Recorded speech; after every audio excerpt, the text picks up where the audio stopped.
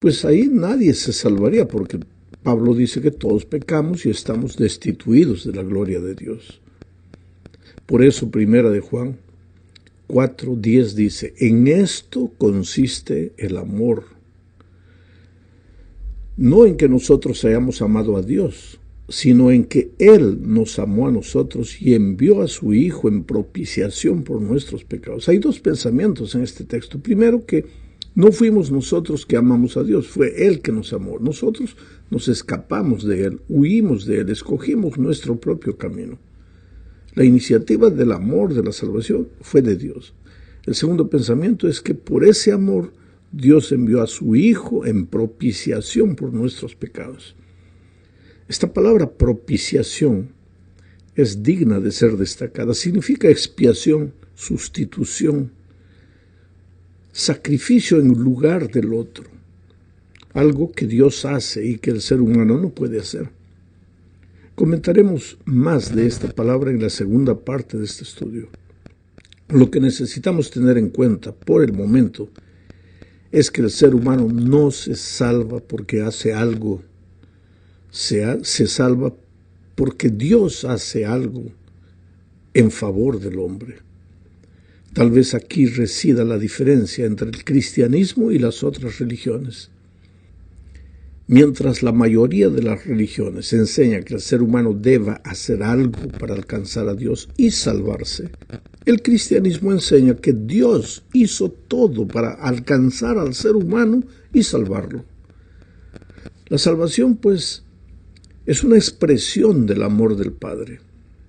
Sin embargo, en este punto es que necesitamos decir que hay un malentendido entre muchos cristianos con relación al Padre. Algunos creen que el Dios del Antiguo Testamento, refiriéndose al Padre, ¿no es cierto?, es generalmente un Dios de justicia y de castigo, mientras que el Dios del Nuevo Testamento, refiriéndose al Hijo, es un Dios misericordioso y lleno de gracia y perdón. Mucha gente hace una distinción entre el carácter del Hijo y el carácter del Padre. Ahora, esta distinción no existe. El Padre es el mismo Dios, y es el mismo Hijo, y es el mismo Espíritu Santo. Es el mismo Dios en el Antiguo Testamento y en el Nuevo Testamento. Y el Hijo también, junto con el Espíritu. Las tres personas son el mismo Dios. Es un misterio que la mente humana tiene que a veces dificultades para entender, pero es una verdad bíblica. Ahora, una de las razones por la que Cristo vino a este mundo fue justamente para revelar la verdad acerca del carácter del Padre.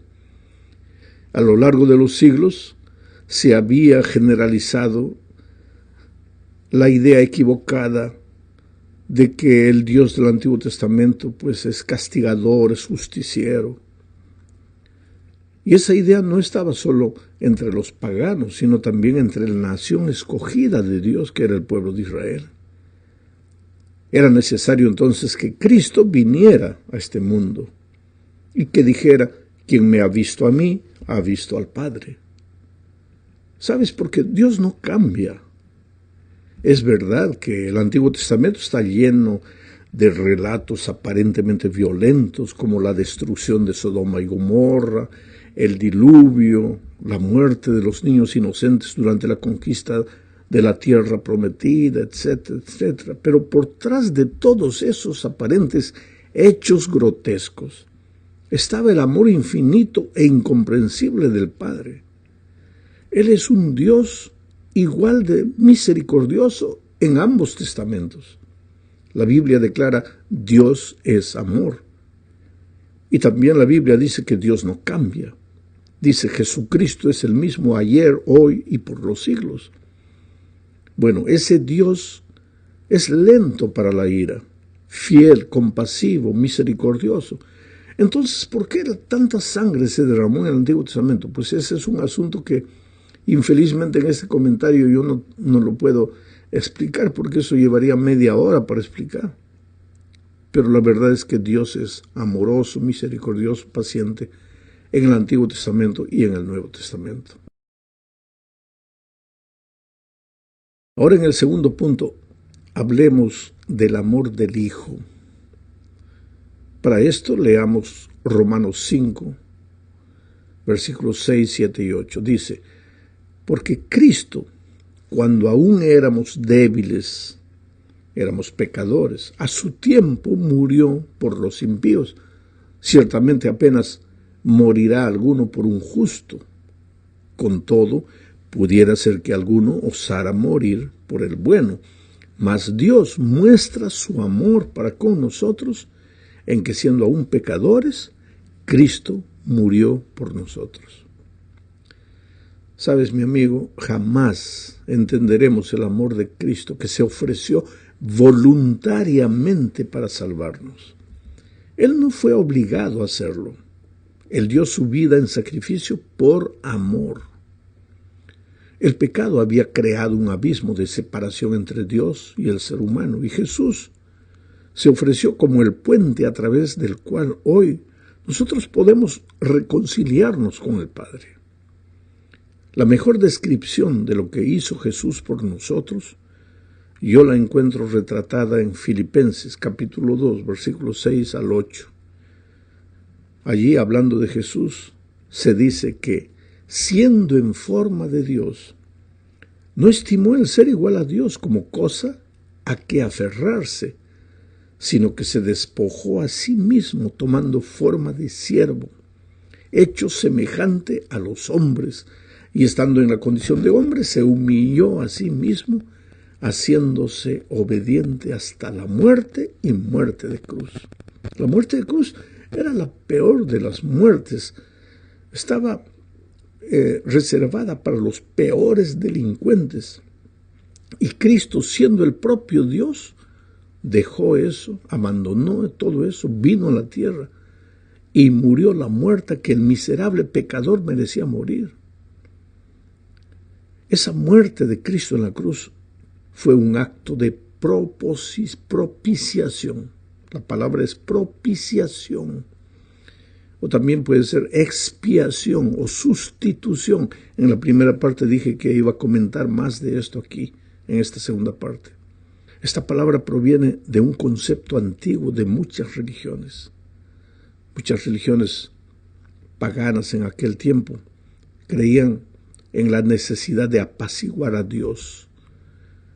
En esas antiguas religiones paganas, así como en muchas religiones hoy en día, se enseña la idea de que el hombre aplaca la ira de Dios, ofreciendo ofrendas o haciendo sacrificios. Sin embargo, la Biblia enseña que Dios mismo, Él mismo se ha entregado a sí mismo en la persona de su Hijo. ¿Para qué? Para que pagara el precio del pecado. Su ira, si tú quieres llamarle, su repulsión por el pecado, no aceptaba la actitud rebelde del hombre. ¿Sabes? Porque tengo que decir que Dios no tiene nada contra el pecador. Al contrario, Dios ama al pecador. Lo que no puede soportar es el pecado. ¿Y por qué? Porque el pecado le hace mal al ser humano, que es lo que Dios más ama. El pecado te destruye, te consume, te enloquece, te anula, te aniquila. La ira de Dios es contra el pecado, no es contra el ser humano. Pero infelizmente el ser humano escogió la muerte, pecó, y al pecar ahora va a morir. No porque Dios quiere matarlo al hombre pecador, sino porque quiere Dios destruir el pecado, pero el pecador se ha agarrado del pecado de tal manera que el pecado pues lo va a matar. El pecado tiene que acabar. La ira de Dios es contra el pecado. El hombre pecador tenía que morir, Pablo dice, porque la paga del pecado es la muerte. Pero ahora viene el propio Dios, envía a su Hijo y muere por el hombre. Ahí está el amor de Dios. Mientras las religiones paganas enseñan que es el hombre que tiene que ofrecer sacrificio, inclusive a sí mismo, a sus hijos, Dios enseña que sí, el hombre merece morir, pero es Dios que se ofrece para morir en su lugar, en propiciación, en sustitución, en expiación por el ser humano. En el Nuevo Testamento el acto de la propiciación siempre se refiere a la obra de Dios y no a los sacrificios o a las ofrendas dadas por el hombre. La razón es simple: el hombre es totalmente incapaz de satisfacer la justicia de Dios. No hay ningún servicio, sacrificio o regalo que el hombre pueda ofrecer para apaciguar la ira de Dios o para satisfacer su perfecta justicia. La única satisfacción o propiciación que pueda ser aceptable a Dios y que pueda reconciliar al hombre con Él tendría que ser hecha por Dios mismo. Por esa razón Dios, Hijo, Jesucristo, vino al mundo en forma de hombre para hacer un sacrificio perfecto por el pecado e hizo propiciación o expiación por los pecados del pueblo. Hebreos 2:17 dice esto: por lo cual debía ser en todo, está hablando de Jesús, por lo cual debía ser en todo semejante a sus hermanos, para venir a ser misericordioso y fiel sumo sacerdote en lo que a Dios se refiere, para expiar los pecados del pueblo. Expiar, ocupar el lugar del pueblo, ocupar el lugar de sus hermanos, porque el hombre no podía morir. Dios amaba al hombre, quería que el hombre no muriera, entonces alguien tenía que morir, porque la paga del pecado es la muerte. Cristo se ofreció para morir. Vamos ahora a la tercera parte. Hablemos ahora del amor del Espíritu Santo. Padre, Hijo y Espíritu son un mismo Dios. No son tres dioses, es un solo Dios, y ese único Dios nos ama. Nos ama en la persona del Padre, nos ama en la persona del Hijo y nos ama en la persona del Espíritu Santo. Pero el Espíritu Santo ha sido incomprendido, casi tanto como el Padre. Algunos teólogos creen que el Espíritu es el amor entre el Padre y el Hijo. En otras palabras, que el Espíritu es un mero afecto, un sentimiento entre el Padre y el Hijo. Y esto pues reduce al Espíritu a una relación entre dos miembros de la deidad y niega que el Espíritu sea un miembro de la propia divinidad, que sea el propio Dios. Las Escrituras, sin embargo, revelan la personalidad del Espíritu. Los cristianos, por ejemplo, se bautizan en su nombre, en el nombre del Padre, del Hijo y del Espíritu Santo. Según Mateo 28:19, eso es claro. Ahora, según Juan 16:14, el Espíritu glorifica a Cristo y solo una persona puede glorificar. Y también el Espíritu convence a la gente de acuerdo con Juan 16:8. Solo una persona puede convencer. El Espíritu consuela, dice Juan 14:16. Solo una persona puede consolar. El Espíritu enseña, dice Lucas 12:2. Intercede, dice Romanos 8:23. Santifica, dice 1 Pedro 1:2. Cristo dijo que el Espíritu guía al pueblo a toda verdad. Eso está en Juan 16:13. En resumen, el Espíritu Santo es Dios, es una persona, como lo son el Padre y el Hijo. Los tres son un solo Dios. La obra de la salvación es la iniciativa, realización y concretización de Dios en sus tres personas. Vamos ahora a la cuarta parte de este estudio. Aquí veremos el resultado de ese amor infinito de Dios. La seguridad de nuestra salvación. Ahora, si el ser humano no es capaz de hacer nada para salvarse, pues ahí solo le resta confiar en Dios, que lo salvará. Salmos 91, 15 y 16 dice: me invocará y yo le responderé. Con él estaré yo en la angustia, lo libraré y le glorificaré, lo saciaré de larga vida, le mostraré mi salvación. Presta atención a las ideas de este texto. La primera idea es que lo único que el ser humano puede hacer es invocar al Señor desde su angustia. Me invocará y yo le responderé. Con él estaré yo en la angustia, dice Dios. Pues la salvación, querido, es simple, porque tú todo lo que tienes que hacer es clamar, invocar el nombre de Dios desde tu angustia, desde tu miseria, desde tu pecado. Si tú piensas bien, la salvación es tan fácil que no necesitas siquiera aceptarla, sino simplemente no rechazarla. Mira, la sierva de Dios dice en El Camino a Cristo, página 27, lo siguiente. El pecador puede resistir a este amor. ¿A qué amor? Al amor de Dios. Puede rehusar ser atraído a Cristo, porque Cristo te está atrayendo, es la atracción de la cruz. Pero si no se resiste, el pecador, será atraído a Jesús. El conocimiento del plan de la salvación le guiará al pie de la cruz, arrepentido de sus pecados, los cuales causaron los sufrimientos del amado Hijo de Dios. ¿Te das cuenta lo que la sierva de Dios está diciendo? Que tú para perderte en realidad tienes que querer perderte, porque de otro modo el amor de Cristo te va a atraer. Al entender lo que Jesús hizo por ti en la cruz del Calvario, no tendrás otro camino sino venir a los pies de Jesús. La segunda idea del texto de Salmos que leímos es que la salvación le pertenece a Dios. Lo libraré, dice el Salmo, y le glorificaré, lo saciaré de larga vida, le mostraré mi salvación. De modo que no necesitas vivir angustiado pensando que para recibir la salvación necesitas aprobar un examen súper difícil. Si alguien desea que te salves, no eres tú, sino Jesús. Y Él ya hizo todo lo que era necesario hacer para salvarte. Pagó tu deuda en la cruz. Pecaste y el pecado merece la muerte, pues Cristo ya murió por ti. Sin embargo, no creas que la salvación es fácil. Para ti sí lo es, pero no lo fue para Jesús. Por eso necesitas llevar a cabo a serio el pecado. Y es por eso que la sierva de Dios dice en El Camino a Cristo, página 31, pero nadie se engaña a sí mismo pensando que Dios, en su grande amor y misericordia, salvará aún a los que rechazan su gracia.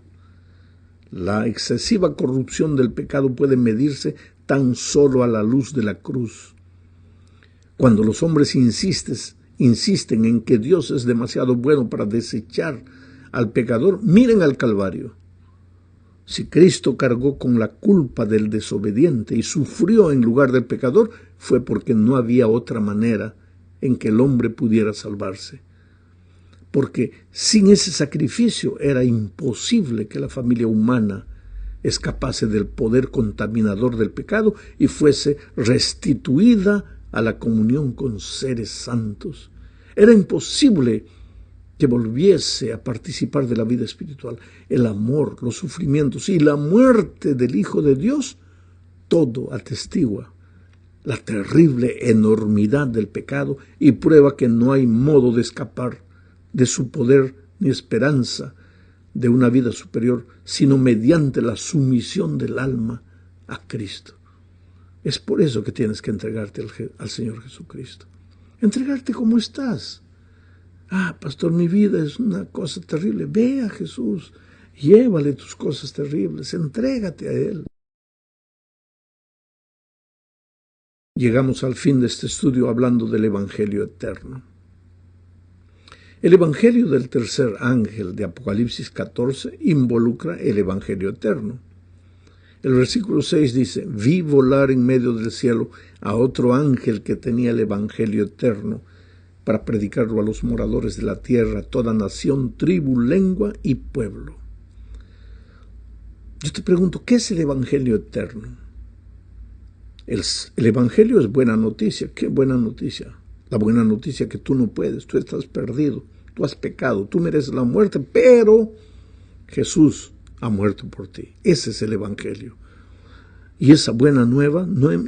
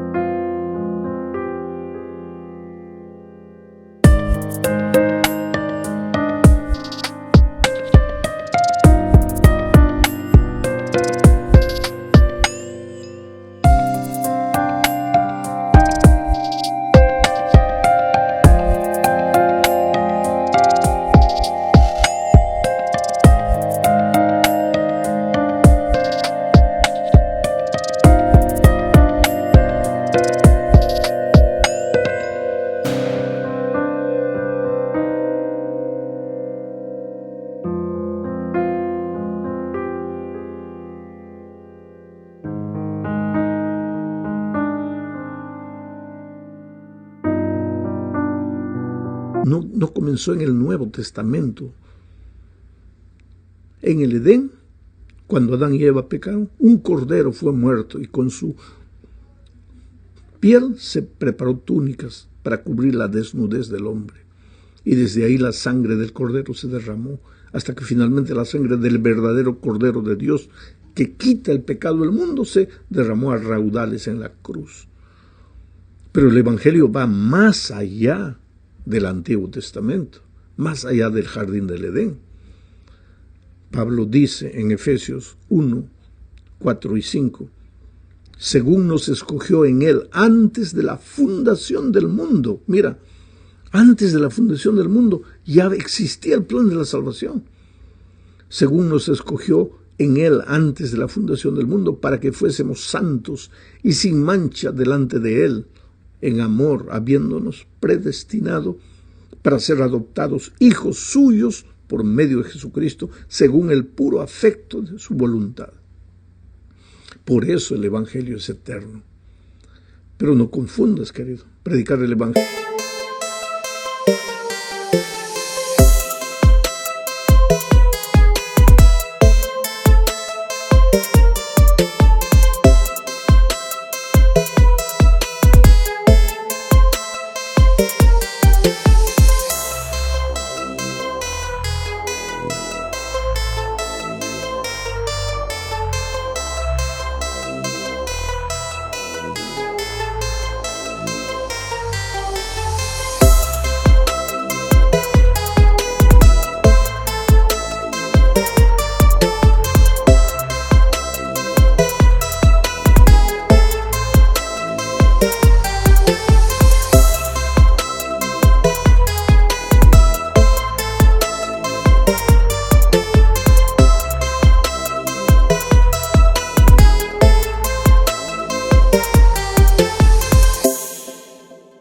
El Evangelio eterno no es asustar a la gente, no es agredir a otras iglesias. Predicar el Evangelio eterno es predicar a Cristo, lo que Jesús hizo por ti, lo que Jesús hizo para salvarte, lo que tú no puedes.